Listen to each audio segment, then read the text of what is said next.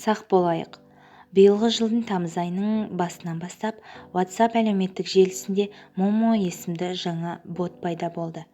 Қазір WhatsApp желісін пайдаланбайтын адам кемде-кем шығар. Жаңа бот WhatsApp желісінде өзінен өзі пайда болады.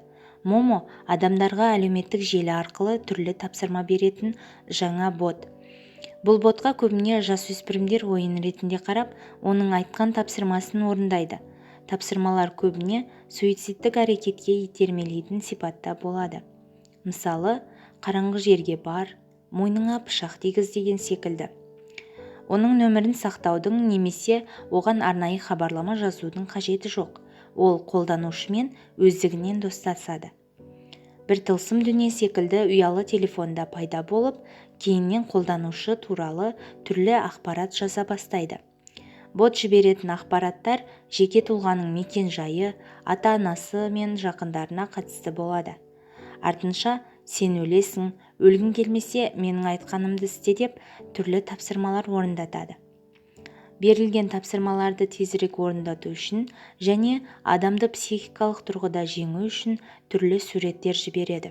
Ол суреттерде көбіне адамның дене мүшесін бөлшектеу, өлтіру әрекеттері бейнеленген.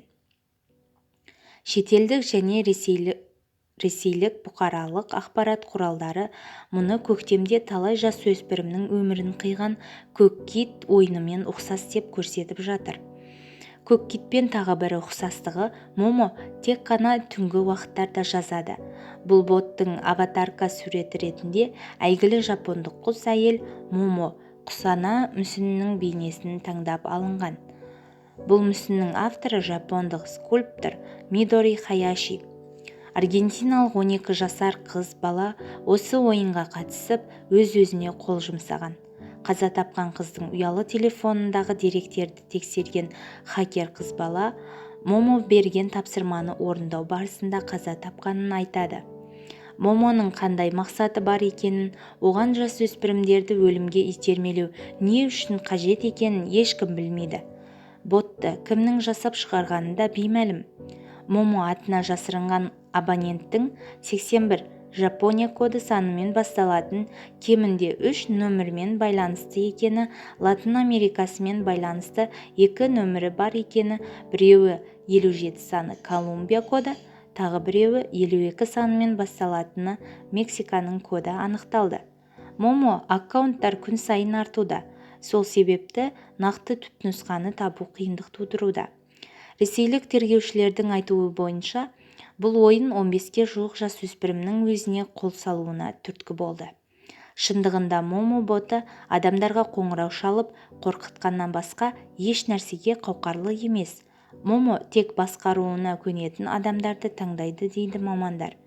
Ал мұндай жағдайда бот үшін ең ыңғайлысы балалар мен жасөспірімдер.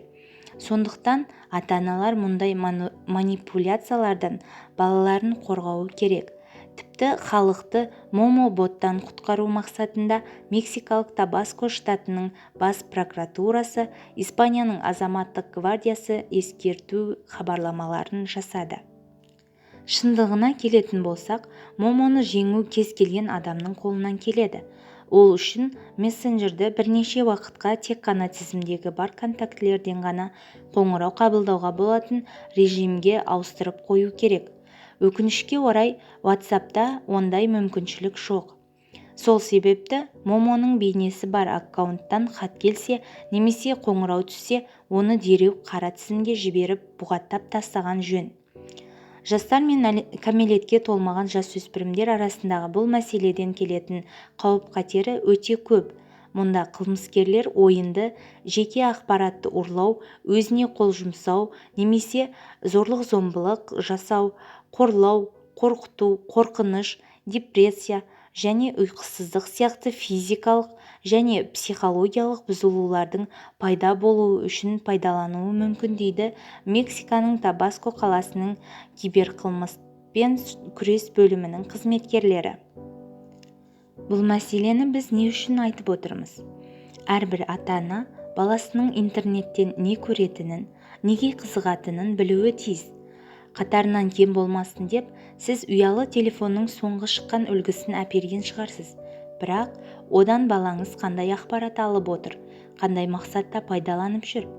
Балаңыз телефонына сіз білмейтін шимай шатпақ код қойып, әрбір істін жасырын ұстай ма?